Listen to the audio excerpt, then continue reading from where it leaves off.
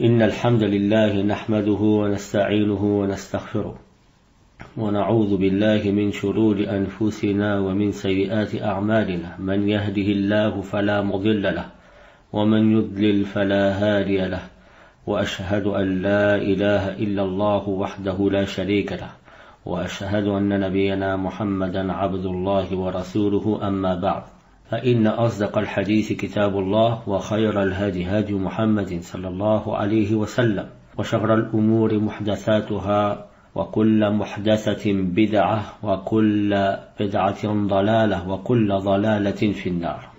Après avoir cité l'ascendance du peuple de Thamoud, l'endroit où ils vivaient et certaines de leurs particularités, comme le fait qu'ils construisaient leur demeure dans le sein des montagnes, ils étaient à ce titre des troglodytes. Nous allons évoquer en détail la prédication du prophète Salih alayhi salatu wassalam et la réaction de son peuple face à sa prédication. L'imam Ibn Kathir rahimahullah tabaraka wa ta'ala évoque le fait que le récit du peuple de Thamoud est souvent cité avec celui du peuple de Ad en regard des nombreuses similitudes qu'il y a entre ces deux peuples et du fait que leur existence respective est relativement proche dans le temps. Il rapporte à cet effet comme introduction à la prédication du prophète Salih le verset suivant. قال الله جل وعلا وإلى ثمود أخاهم صالحا قال يا قوم اعبدوا الله ما لكم من إله غيره قد جاءتكم بينة من ربكم هذه ناقة الله لكم آية فذروها تأكل في أرض الله ولا تمسوها بسوء فيأخذكم عذاب أليم واذكروا إذ جعلكم خلفاء من بعد عاد وبوأكم في الأرض تتخذون من سهولها قصورا وتنحتون الجبال بيوتا فاذكروا آلاء الله ولا تعثوا في الأرض مفسدين. Dans la sourate numéro 7, les versets 73 et 74. Allah dit dans le sens des versets: Et vers le peuple de Thamoud, nous envoyâmes leur frère Salih, qui dit: Ô mon peuple, adorez Allah, vous ne devez adorer aucune divinité en dehors de lui. Certes, une preuve vous est venue de votre Seigneur. Voici la chamelle d'Allah, ainsi que pour vous. Laissez-la manger sur la terre d'Allah et ne lui faites aucun mal, sinon un châtiment douloureux vous saisira. Et rappelez-vous quand il vous fit succéder au peuple de Ad, et vous installa et vous donna le pouvoir et l'assise sur terre. Vous avez édifié des palais sur ces plaines et taillé les montagnes pour en faire des habitations. Rappelez-vous donc les bienfaits d'Allah et ne répandez pas la corruption sur terre comme les fauteurs de troubles. Ibn Kathir, rahimahullah tabaraka wa ta'ala, de rajouter: Il vous a fait succéder au peuple de Ad afin que vous puissiez méditer sur leur sort et que vous ne cheminiez pas sur leurs voies et leurs traces.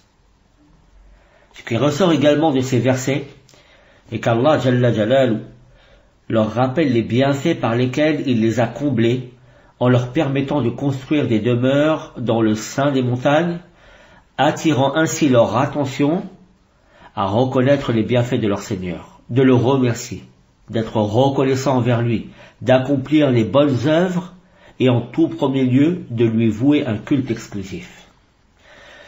D'ailleurs, cette manière de s'adresser aux gens polythéistes est une méthode récurrente dans le Coran. En effet, Allah dans sa grande sagesse prouve l'unicité dans l'adoration par l'unicité dans la seigneurie. En rappelant ainsi aux gens les attributs de la seigneurie propre à Allah, il les amène en toute logique vers l'adoration de celui qui possède ces mêmes attributs. Et tout cœur saint, toute raison saine, reconnaissant les attributs de la seigneurie à Allah, comme le pouvoir de créer, celui de pourvoir à la subsistance des créatures, celui de vie ou de mort sur chaque créature, etc., reconnaîtra qu'il est le seul en droit d'être adoré et le seul qui mérite l'adoration de ces créatures. Pour revenir au verset coranique, nous remarquons aussi qu'Allah les met en garde au fait qu'ils s'opposent à lui et qu'ils s'écartent de son obéissance, car ceci entraînera des conséquences néfastes et douloureuses. Pour cette raison, Allah dit Jalla wa'ala, أتتركون فيما هاهنا آمنين في جنات وعيون وزروع ونخل طلعها هضيم وتنحتون من الجبال بيوتا فارهين فاتقوا الله وأطيعون ولا تطيعوا أمر المسرفين الذين يفسدون في الأرض ولا يصلحون. Les versets 146 à 152 de la sourate numéro 26. Allah dit tabaraka wa ta'ala dans le sens des versets: vous laissera-t-on en sécurité dans votre condition actuelle, au milieu de jardins, de sources, de cultures et de palmiers aux fruits abondants? Et vous creusez des maisons dans les montagnes? Craignez donc Allah et obéissez-moi. N'obéissez pas à ceux qui ont dépassé les limites, qui répandent la corruption sur la terre et n'arrangent rien. L'imam Abdurrahman ibn Sa'di rahimahullah tabaraka wa ta'ala a dit en commentaire de ce verset coranique: pensez-vous que vous serez laissés dans tous les bienfaits sans être assujettis aux ordres et aux interdictions? Pensez-vous que vous pouvez vous servir de ces bienfaits pour désobéir ou pour lui désobéir?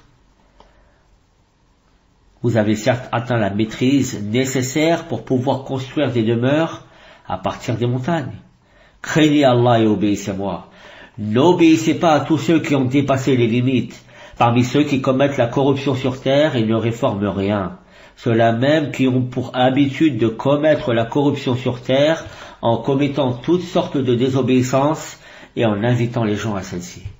C'est comme s'il y avait parmi eux des gens prêts et formés à s'opposer à leur prophète et à appeler à l'égarement.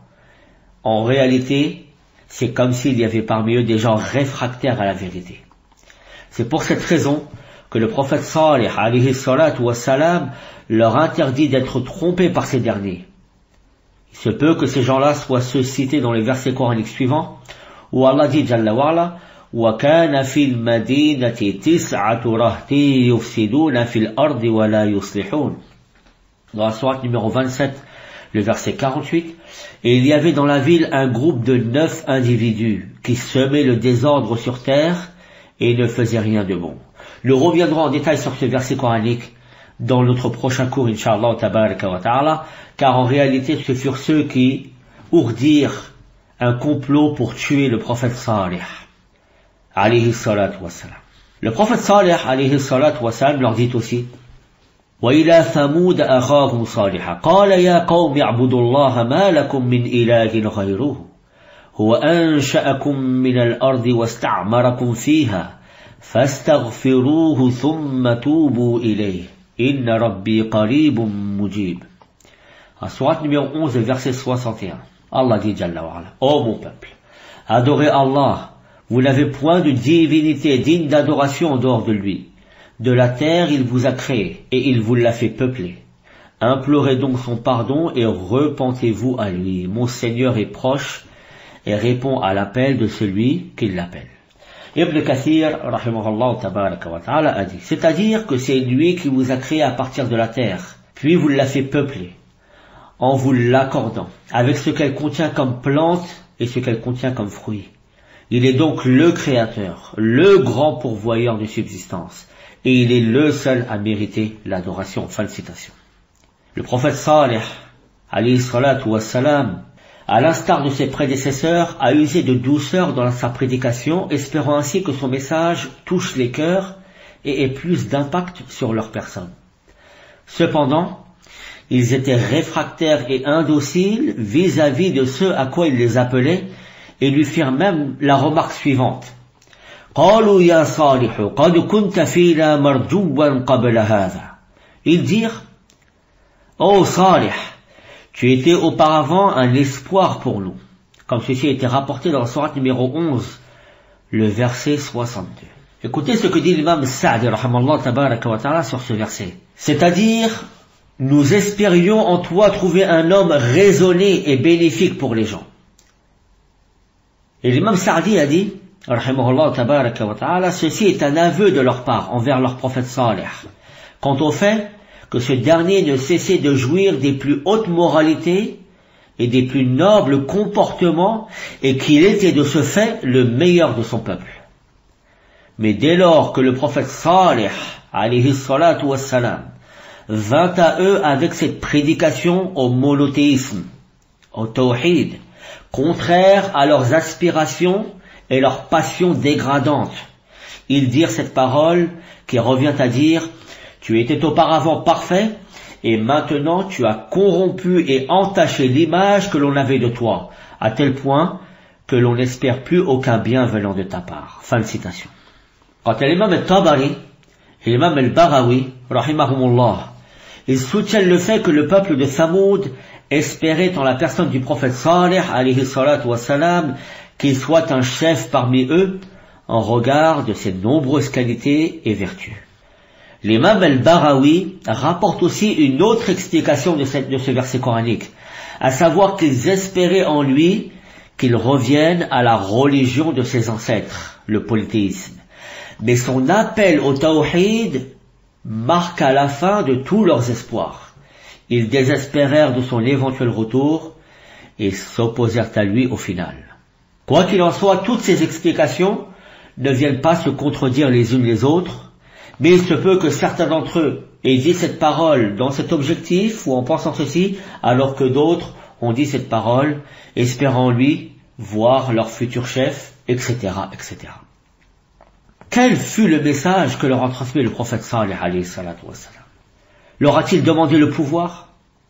Leur a-t-il demandé de l'argent et des biens? Leur a-t-il demandé les honneurs et la notoriété?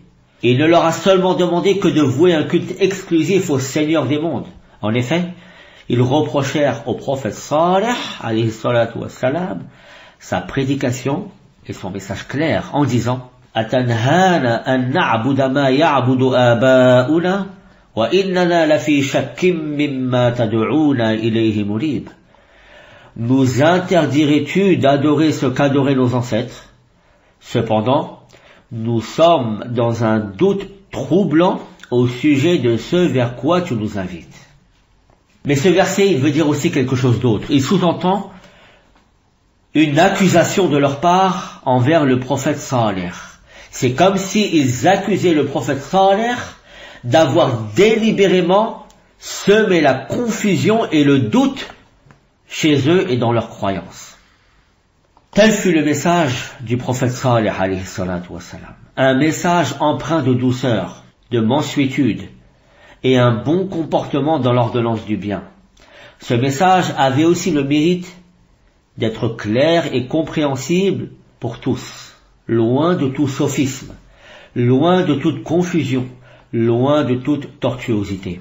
Ce fut un message clair, appuyé par une preuve tout aussi claire. Le prophète Salih leur a dit قال يا قوم أرأيتم إن كنت على بينة من ربي وآتاني منه رحمة فمن ينصرني من الله إن عصيته فما تزيدونني غير تخسير. Sourate numéro 11, le verset 63. Ô mon peuple, si je m'appuyais sur une preuve évidente émanant de mon Seigneur, et s'il m'avait accordé de sa part une miséricorde, qui donc me protégerait contre Allah si je désobéissais? Vous ne feriez qu'accroître ma perte. L'imam Ibn Kathir, rahimahullah, tabaraka wa ta'ala, a dit, il s'est adressé à eux avec douceur, mansuétude et bon comportement. Puis il leur a dit, que diriez-vous si la situation était telle que je vous le dis et conforme à ce vers quoi je vous appelle? Quelle sera votre excuse devant Allah? Qu'est-ce qui vous sauvera devant lui alors que vous me demandez de cesser de vous appeler à lui obéir? Mais je ne peux le faire car cela m'est obligatoire. Et si je cessais, aucun d'entre vous et personne d'autre ne pourra me protéger ou me secourir. C'est pourquoi je ne cesserai de vous appeler à Allah l'unique sans associé. Et ce, jusqu'à ce qu'Allah Jalla Jalalu tranche entre vous et moi. Fin de citation. Le prophète Salih alayhi salatu wassalam, à l'instar des autres prophètes de toute génération, fut accusé de toutes sortes de maux. Mots M-A-U-X. Il subit, de la part des négateurs, toutes sortes de qualificatifs dégradants. En effet, il fut accusé d'être ensorcelé, قالوا إنما أنت من المسحرين. Ils dirent, tu n'es qu'un homme ensorcelé. Comme ceci a été rapporté dans la sourate numéro 26, le verset 153. Dans le sens où tu ne sais pas ce que tu dis en nous appelant à l'adoration à Allah seul et à délaisser les idoles. Un autre sens est de dire Anta min al-musahharin, tu manges et tu bois comme tout le monde et tu n'es pas un ange. Comme ceci est confirmé dans le verset qui le suit, où Allah dit Jalla wa'ala Ma anta illa basharum mithluna fa'ti bi ayatin in kunta min as-sadiqin. Tu n'es qu'un homme comme nous. Apporte donc un prodige si tu es du nombre des véridiques. Ils dirent aussi فقالوا أبشرا منا واحدا نتبعه إنا إذا لفي ضلال وسعور ألقي الذكر عليه من بيننا بل هو كذاب أشير. Sourate numéro 54, les versets 24 et 25. Allons-nous suivre un seul homme d'entre nous-mêmes? Nous serions alors dans l'égarement et la folie. Est-ce que le message a été envoyé à lui à l'exception de nous tous? Mais c'est plutôt un grand menteur plein de prétentions et d'orgueil. Regardez comment fut qualifié le prophète Salih alayhi salatu wassalam. Kadhabun ashir, un grand menteur plein de prétentions et d'orgueil et ne contenant en lui que le mal.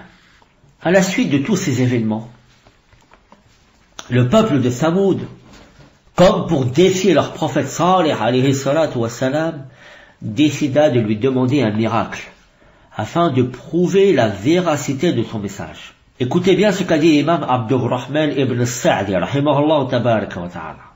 Ceci malgré le fait que sa personne, c'est-à-dire la personne du prophète Salih alayhi salatu wassalam, ainsi que sa prédication, constituent tous deux la preuve la plus probante sur la véracité de ce à quoi il les appelle. Mais à cause de leur dureté, ils demandèrent des preuves qui, dans la plupart du temps, ne profitent en rien à ceux qui les demandent, car l'objectif de ces derniers n'était pas de chercher à se guider et connaître la vérité, mais plutôt d'afficher leur obstination, leur refus et leur entêtement. Ils défièrent le prophète Salih pour le mettre à mal, pour le confondre dans ses mensonges, comme il le prétendait. L'imam Ibn Kathir, rahimahullah tabaraka wa ta'ala, a évoqué les circonstances de l'avènement de ce prodige. Les gens de Thamoud se réunirent un jour dans leur vallée, et le prophète d'Allah Salih, alayhi salatu wa salam, les exhorta et les menaça. Ils lui dirent alors, pourrais-tu faire sortir de ce rocher une chamelle dont la description serait celle-ci et celle-là? Ils la décrirent, la nommèrent, et s'obstinèrent au point de demander que ce soit une chamelle portant un petit de 10 mois. Le prophète Salih alayhi salatu wa salam leur dit alors, si je réponds à votre demande de la manière dont vous me l'avez demandé, croirez-vous en moi et au message avec lequel je suis venu? Ils répondirent par l'affirmative. Il prit alors leur engagement et se mit à invoquer Allah et à le prier ardemment. Allah Jalla wa'ala exauça sa demande et ordonna au rocher qu'il fasse surgir une chamelle immense, portant en elle un chamelon de 10 mois, conforme à leurs exigences. Lorsqu'ils la virent de leurs propres yeux et qu'ils constatèrent ce prodige incroyable et cette preuve claire et irréfutable, beaucoup parmi eux crurent, mais la majorité persista dans la mécréance, l'égarement et l'entêtement. En effet, Allah Jalla wa'ala dit concernant cet événement, وَآتَيْنَا ثَمُودَ النَّاقَةَ مُبْصِرَةً فَظَلَمُوا بِهَا وَمَا نُرْسِلُ بِالْآيَاتِ إِلَّا تَخْوِيفًا. Et nous avons apporté au peuple de Thamoud un miracle visible, sous la forme d'une chamelle, mais ils lui firent du tort et nièrent ce miracle. Nous n'envoyons du signe et de miracle qu'à titre de menace. comme ceci est rapporté dans la sourate numéro 17, le verset 59. Le prophète Salih alayhi salatu wa salam leur dit alors, comme pour les mettre à l'épreuve, وَيَا قَوْمِ هَذِهِ نَاقَةُ اللَّهِ لَكُمْ آيَةً فَذَرُوهَا تَأْكُلْ فِي أَرْضِ اللَّهِ وَلَا تَمَسُّوهَا بِسُوءٍ فَيَأْخُذَكُمْ عَذَابٌ قَرِيبٌ.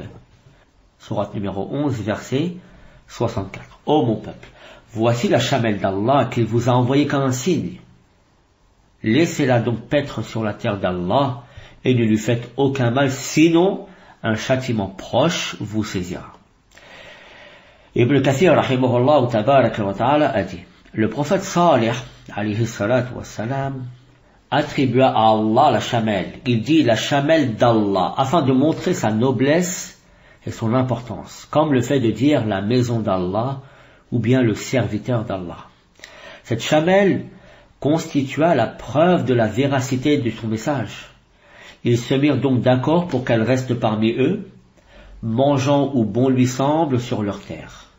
Elle buvait au puits un jour sur deux, et le jour où elle buvait, elle vidait toute l'eau du puits. Quant à eux, ils faisaient toujours leur provision d'eau pour le jour consacré à la chamelle. On rapporte que le lait donné par la chamelle était amplement suffisant pour tous. Fin de citation. Cet engagement pris vis-à-vis du prophète Salih alayhi salatu wa salam concernant la chamelle a été répertorié dans de nombreux versets avec à chaque fois quelques détails supplémentaires. Allah dit Jalla wa ala, Qala hadihi naqatun laha shirbun wa lakum shirbu yawmin ma'lum wa la tamassuha bisu'in fayakhudhakum 'adhabu yawmin 'azim. La sourate numéro 54, les versets 155 et 156. Il dit, voici une chamelle. Elle boira un jour convenu et vous boirez un jour convenu, à tour de rôle. Et ne lui faites aucun mal, sinon vous subirez le châtiment d'un jour terrible. Aussi Allah dit dans la même sourate, les versets 27 et 28.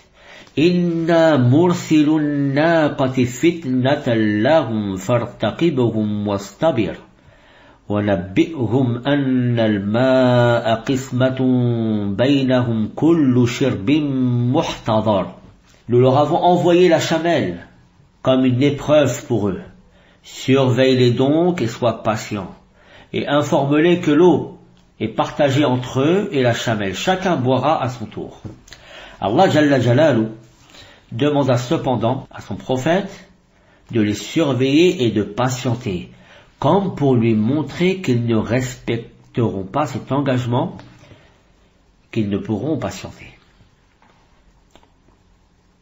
Les jours passèrent, et cette situation se prolongea à tel point que les notables de Thamoud se réunirent et décidèrent de tuer la chamelle afin de s'en débarrasser et de garder l'eau pour eux seuls.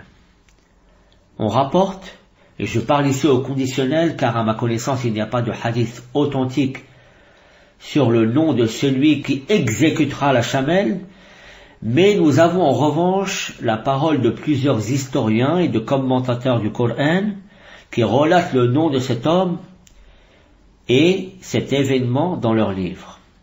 De même, une description de cet homme a été faite par le prophète sallallahu alayhi wa sallam, comme nous le verrons en très peu de temps.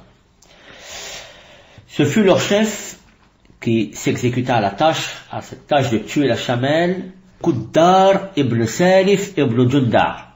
Quddar ibn Salif ibn Junda, le petit rouquin, comme l'a dit le prophète, Uhaymiru Thamoud. Ce fut lui qui tua la chamelle. On dit de lui qu'il fut le fils d'une fornicatrice née sur le lit de Salif et que son vrai père était nommé Siban. Lorsqu'il tua la chamelle, il reçut en amont l'approbation de tous. Et c'est pour cela que cet acte est attribué à l'ensemble. Comme Allah dit tabaraka wa ta'ala, فَعَقَرُوا النَّاقَةَ وَعَتَوْا عَنْ أَمْرِ رَبِّهِمْ وَقَالُوا يَا صَالِحُ ائْتِنَا بِمَا تَعِدُنَا إِن كُنْتَ مِنَ الْمُرْسَلِينَ. La sourate numéro 7, le verset 77. Ils égorgèrent la chamelle ils étaient arrogants et insolents face à l'ordre divin et dire « Oh Salih, amène-nous ce dont tu nous menaces si tu es du nombre des envoyés. » On remarque bien à travers ces versets coraniques qu'Allah tabaraka wa ta'ala a utilisé une forme plurielle comme pour montrer que ce crime revient à tous ceux qui étaient d'accord avec celui-ci, bien que celui qui exécuta la chamelle en premier fut Quddar ibn Sarif ibn Jundar. فنادوا صاحبهم فتعاطى فعقر فكيف كان عذابي ونذر. Allah dit dans Tabaraka wa Ta'ala dans la sourate numéro 54, les versets 29 et 30, puis ils appelèrent un des leurs qui s'exécuta et tua la chamelle. Ammar ibn Yasir, radiallahu tabaraka wa ta'ala, rapporte que le prophète sallallahu alayhi wa sallam a dit à Ali concernant cet homme, Ya Aba Turab, ألا أحدثكما بأشقى الناس رجلين قلنا بلى يا رسول الله قال أحيمر ثمود الذي عقر الناقة والذي يضربك على هذه يعني قارن علي حتى تبتل هذه من الدم يعني لحيته. Le prophète a dit sallallahu alayhi wa sallam, ô Abu Turab, qui est la kunya et le surnom de Ali ibn Abi Talib, veux-tu que je te parle des deux plus misérables parmi les hommes? Il répondit, bien sûr, ô envoyé d'Allah. Il dit, l'un est le petit rouquin du peuple de Thamoud, qui a tué la chamelle, et l'autre est celui qui te frappera ici en montrant sa tête, au point que cela, en montrant sa barbe, sera rempli de sang. Il parlait en fait de Abdurrahman ibn Muljim al-Muradi, celui qui tua Ali ibn Abi Talib, alayhi min Allahi ma yastahiq. En effet, Allah Jalla Jalalu qualifia cet homme, celui qui tua la chamelle, comme étant le plus malheureux et le plus misérable. Allah dit Jalla wa'ala, idhim ba'atha ashqaha. Dans la sourate 91, le verset numéro 12, lorsque le plus misérable d'entre eux se leva et tua la chamelle. Abdullah ibn Zam'a a rapporté que le messager d'Allah sallallahu alayhi wa sallam a fait un sermon où il parla de la chamelle et de l'homme qui la tua. Il dit concernant la parole d'Allah, lorsque le plus misérable d'entre eux se leva pour tuer la chamelle, il dit sallallahu alayhi wa sallam, celui qui s'est levé pour tuer était un homme puissant, sévère et influent au sein de son peuple, tout comme les Abu Zam'a. Comme ceci était rapporté dans le Sahih de l'imam al-Bukhari, sur le numéro 4942, et celui de Muslim, sur le numéro 2855. Le hadith précédent, de Ammar ibn Yasir, a été rapporté dans le Sunan d'Abi Daoud et d'autres, et authentifié par Cheikh al-Albani dans As-Silsilati Sahiha, sur le numéro 1743. L'imam Ibn Kathir, rahimahullah tabaraka wa ta'ala, a dit, on rapporte que lorsqu'ils tuèrent la chamelle, Quddar ibn Sarif fut le premier à la frapper de son épée, qu'Allah le maudisse. Il la frappa au jarret et elle tomba à terre. Les autres se précipitèrent et s'acharnèrent sur elle avec leurs épées. Lorsque son petit, le petit de la chamelle, vit cela, il s'enfuit et gravit la plus haute des montagnes, d'où il blatéra à 3 reprises. C'est pour cette raison que le prophète Salih, alayhi salatu wassalam, leur a dit, فَعَقَرُوهَا فَقَالَ تَمَتَّعُوا فِي دَارِكُمْ 3 أَيَّامٍ ذَلِكَ وَعْدٌ غَيْرُ مَكْذُوبٍ. Ils la tuèrent. Il leur dit alors, jouissez de vos biens dans vos demeures pendant 3 jours encore. Voilà une promesse qui ne sera pas démentie. Comme ceci est rapporté dans la sourate numéro 11, le verset 65. Le meurtre de la chamelle marqua le coup d'arrêt à la prédication du prophète Salih, alayhi salatu wassalam. En effet, ils avaient dépassé toute limite, sans prendre en compte les menaces qui pesaient sur eux. Alors, ils ourdirent un complot dans le but de l'assassiner et de lui faire rejoindre la chamelle. Nous verrons dans le prochain cours quelles seront les circonstances de ce complot et comment Allah rusera contre eux et sauvera son prophète Salih alayhi salatu wassalam. Comme nous verrons le châtiment qui s'abattra sur eux et duquel ils ne pourront échapper. نسأل الله جل وعلا أن يوفقنا لما يحبه ويرضى ونسأله جل وعلا الهدى والتقى والعفاف والغنى سبحانك اللهم وبحمدك أشهد أن لا إله إلا أنت أستغفرك وأتوب إليك بارك الله فيكم وجزاكم الله خير الجزاء والسلام عليكم ورحمة الله وبركاته.